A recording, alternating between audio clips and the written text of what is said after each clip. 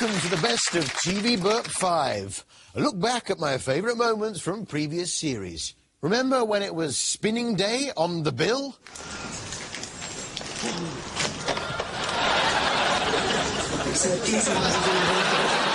Randy Skeletons on A Place in the Sun. And a very... And Gail falls in love with a banister on Coronation Street. Look. I'm sorry I was a bit full on. You've had days to think about this. Jamie Oliver had some very sound advice for us this week from his kitchen. Straight in there. Be quite quick. Always dip away from you and plop away from you. I always try, but it's not always that easy to control. This week, Jamie was concentrating on the brassicas. For instance, this cauliflower here, look at the colour of that. Yeah, it's the wrong colour. It's purple. Cauliflowers are white. Although, admittedly, a purple one would be easier to spot in my mum's cheese sauce. It seemed Jamie was going all eco-friendly. Instead of actually cooking the food, he was saving energy by just doing the sound effects. And then the Italians have a version which they call rape, which is fantastic. And they'll cook it in a big pan of just a little bit of pork fat, maybe. You know what you do? You get a little bit of good vinegar and you splash it in there. Those weren't the only sound effects Jamie was doing. It seemed to me he was practising up to be a rapper, like on the records. Smoky bacon, chunks of apple and raisins and sweets of red wine vinegar and do that beautiful red cabbage dish. Yeah. We put together a little number for him that we called the Jamie Rap. Smoky bacon, chunks of apple and raisins and sweets of red wine vinegar and do that beautiful red cabbage dish. I want to cook it down, down, down, down, down, I want to cook it down, down, down, I want to cook it Will it taste? Banging. Yeah, the Jamie Rap. If the young folks get behind it, it could sweep the funky house scene. Well, with the celery season upon us, Jamie was getting very excited by a particular part of the celery. It's actually this part here. That is what anyone that knows and understands cooking gets excited about. That bit here. Yeah. See, I get very excited about that bit. The real hero of this dish is the cabbages in the garden. So I want to go and pick some of those beautiful spring cabbages, and then I'll come back and finish this whole dish off. OK, Jamie. Yeah. Just wait for him to come back.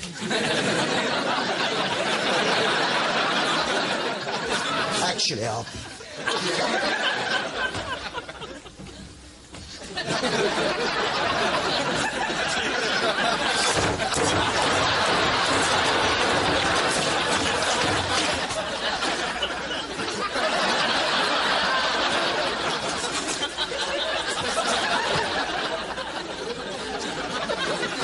Right, got some lovely cabbages. So what I'm going to do is just trim this all up. And this spring cabbage here, just cut the stalk off. Like that. Hey, you know when you've been out for a ride on your quad bike, when you take your crash helmet off, it's nice to just shake your hair free, isn't it, girls? Oh. In your dreams, Phil. It's relocation. And this week, Kirsty and Phil were in Scotland, searching for a house for Tracy and her husband, Dan. And they managed it. Downstairs, it's got a gorgeous sitting room, playroom, utility room and a well-designed kitchen. Then a quick sweep up the elegant staircase reveals a chic bathroom and 3 large bedrooms. I defy anyone not to like this house. I don't like it. Is it me, or is Phil Mitchell deflating? Dad, you're missing the beginning.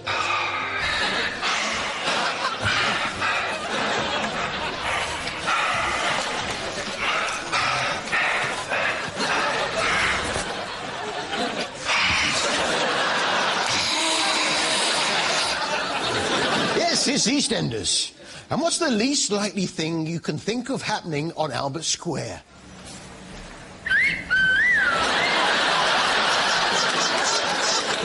Wolf whistles! Don't knock it. There are some interesting pairings on the square at the moment. I mean, there's Bobby Davro and Shirley. Why would I even want to try it on with another bird when I've won first prize already?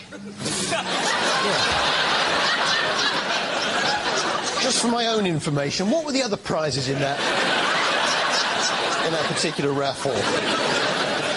Heather, meanwhile, was helping Shirley with the relationship with some very useful dress suggestions. I think this one says, rip it off and take me. Yeah. Have you got one that says, put it back on and leave? It's got that one. Elsewhere, it seemed that poor Tanya had developed a bit of a thing for zips.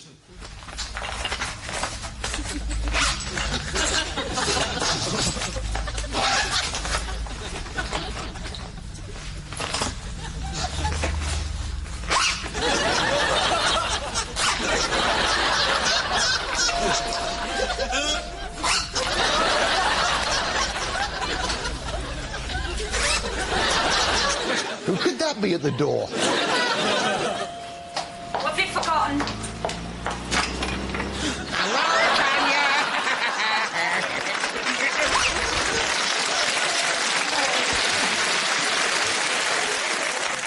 You know what it's like? You fancy a quiet pint in your local, but there's always some nutter there behaving strangely. It's a special milk diet, and he's sucking the milk from the bread. The milk's a special milk full of vitamins and all the calcium that he needs. He loves that. If he was with his mother, she'd lick him after he'd suckled. And that's what I'm doing now. I'm simulating that by using some wet cotton wool on his tummy there, and that makes him go to the toilet. You're barred! Of course not. No, this was Nigel Marven's Animal Nightmares, rats. He's a brown rat, of course, and he's very successful in Northern Europe and America. Still waiting to break through into that tricky Japanese market. Nigel taught us some things that rats like to do in their spare time. We're on a day out to a walk-through shark aquarium.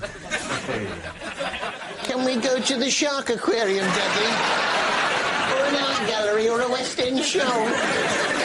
What do you suppose rats taste like? I've got to ask you this. What does that boiled rat taste like, Chris? Boiled giant rat? Yeah. Well, it's juicy. It tastes a lot like squirrel. Squirrel? I mean, squirrel. Yeah, well, thanks for clearing that up. I spotted a beret thief this week on Casualty. You know, these young men who go around seducing women only to steal their berets.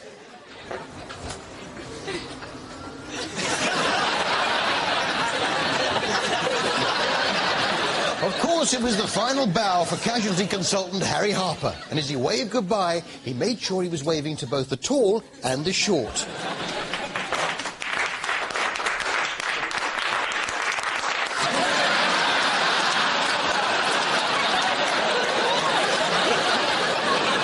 Police were involved this week on Casualty. Well, the human police, but in fact, the criminals had been apprehended initially by the meat police. Yeah, first a couple of pieces of pork tried to stop them, then a big piece of beef managed to keep them there till the human police turned up. Want to see the clip?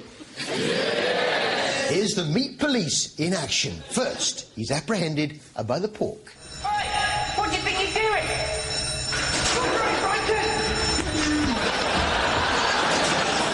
And then he's finally apprehended by the beef. Where do you think you're going?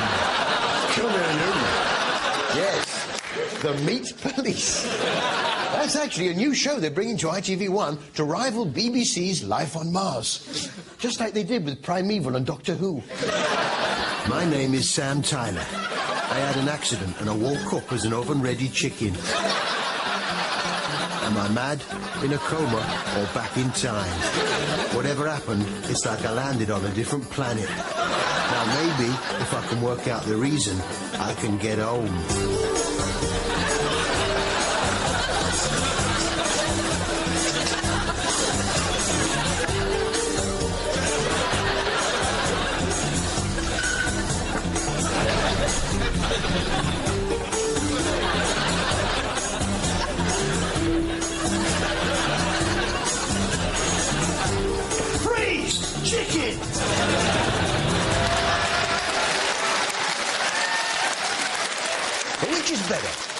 potatoes or meat?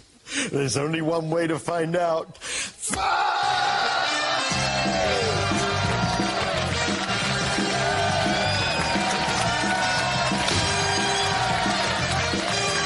you after the break.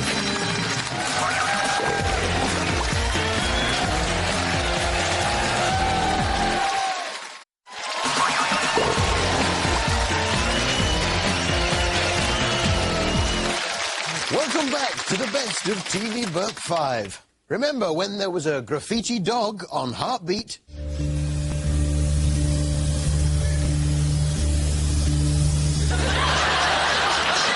Man goes nerdy at the end of a sentence on Monster Moves.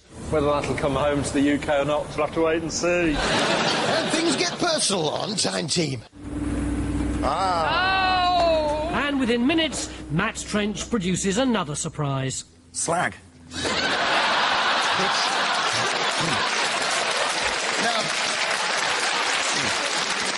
ladies and gentlemen, it is with some trepidation that I announce Australian Princess is back. Yes, Australian Princess, in which 12 ordinary Aussie girls learn how to be a genuine princess. And who is their trainer? I was the head of Princess Diana's household for many years. You really? You never mentioned it before. Fancy keeping something like that to yourself. And it seemed for a moment that Mr. Burrell was up to his old tricks again. Good morning. Walked in, there was Paul, and all the furniture and all the rugs were gone. Not again. They were gifts from the princess. How's my favourite princess, then? Kylie Booby. No, come on. It's her name. There's nothing to laugh at. Good evening. My name is Kylie Booby. I'll be doing a monologue from the play As You Like It by William Shakespeare. Kylie Booby. The would-be princesses were tested to the limit this week on their conversational skills. My name's Kate. Dave. Dave, how's it going? Good, man. Can I ask what you do? What do you do, Vicar? There was a general knowledge quiz, too, which threw up some interesting answers. Carolyn. Yes? What is this? I don't know. It's not a clarinet. It's not a clarinet. I'm not sure. Kylie, do you know? A trumpet? Trumpet? A straight one. No, love. That's a straight trumpet.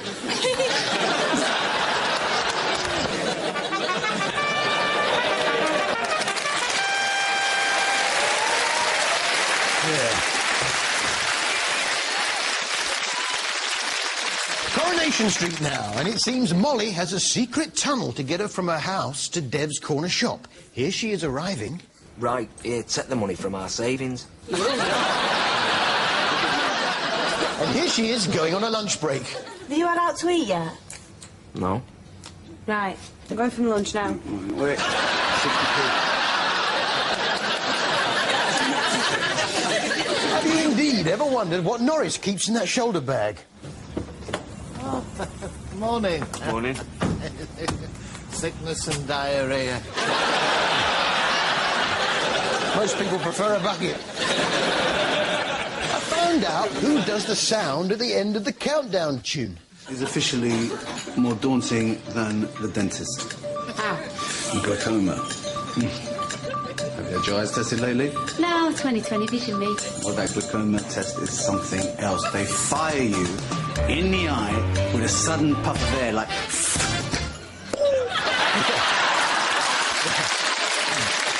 Get off, Collie. Yeah. You gotta love it. New show. The Carrot or the Stick. No, not a show in which ginger-haired people are pitched against very thin people. No, although I'd pay to see that, yes. Chris Evans battling it out with Kate Moss, yes. And a paddling pool full of mud. It's a show in which two groups of men are put through their paces. One group are punished and never rewarded. That's the Stick Bunch. And the other rewarded but never punished. That's the Carrot Bunch. Our 12 new recruits responded to an advert for men who lacked motivation. Yeah, I was going to respond to that ad, but couldn't be bothered. They're all either unemployed or unhappy with their jobs. Wait a minute, unemployed or unhappy with their jobs? That's everybody, isn't it? That's life, right? You work every day, you get home, the kids are annoying, I resent you for being born. Get on with it, it doesn't get any better. That's why they invented booze. Unfortunately, it seems that Ewan of the Stick Bunch is one of those people without any bones. Come on, push it! Come on, what's that noise? It sounds like you're dying! He's basically a mollusk. Here's the Carrot Bunch enjoying an evening in. Sounding good. Yeah. Keep the noise down, will you?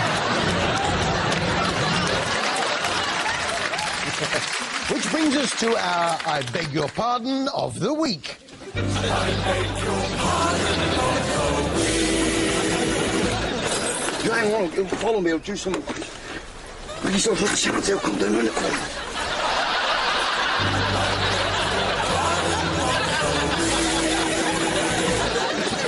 I wonder where Delia Smith is right now.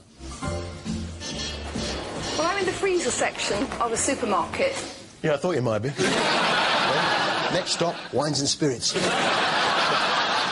No, of course not, no. What was she working on this week? I can make one of my favourite recipes in no time at all. And one of my favourite recipes is hummus.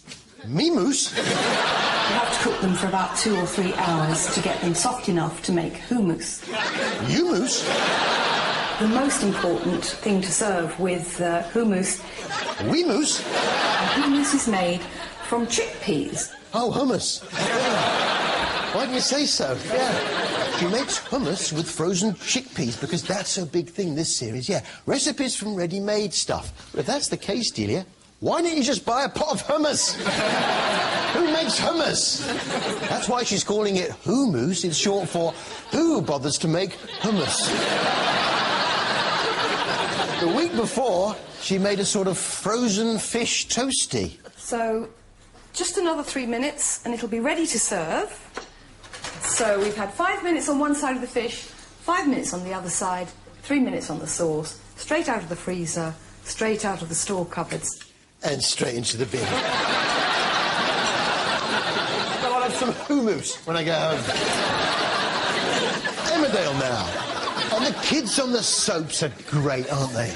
Sarah's missing you so much. She's done this little picture. Yeah, it needs a bit of work.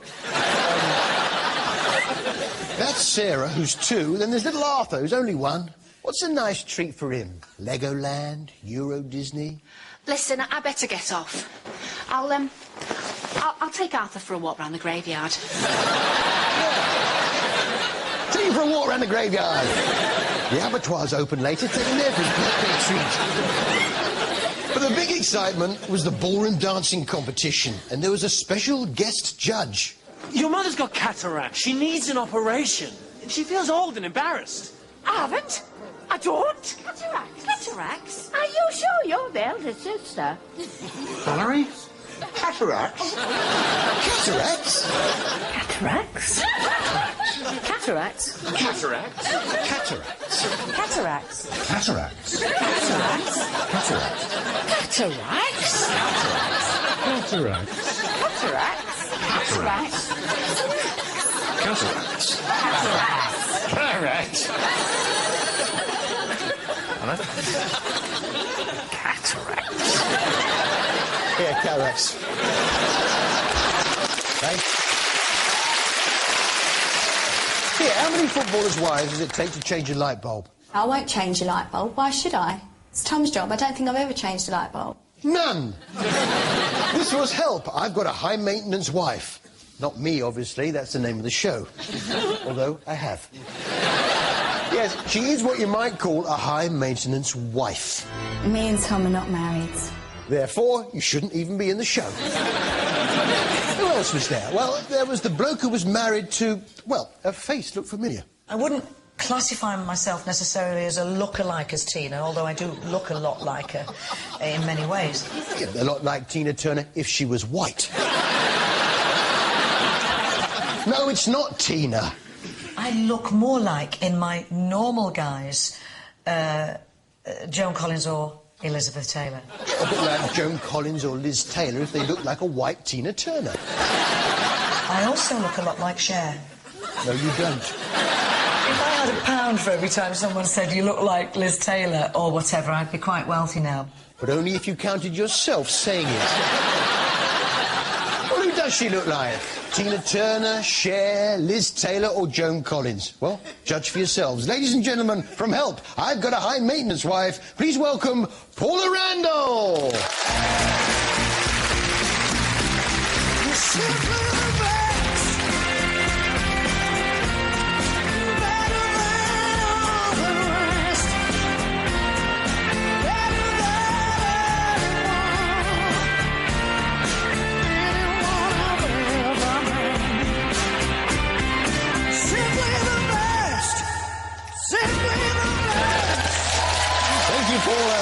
Well, that's all from us.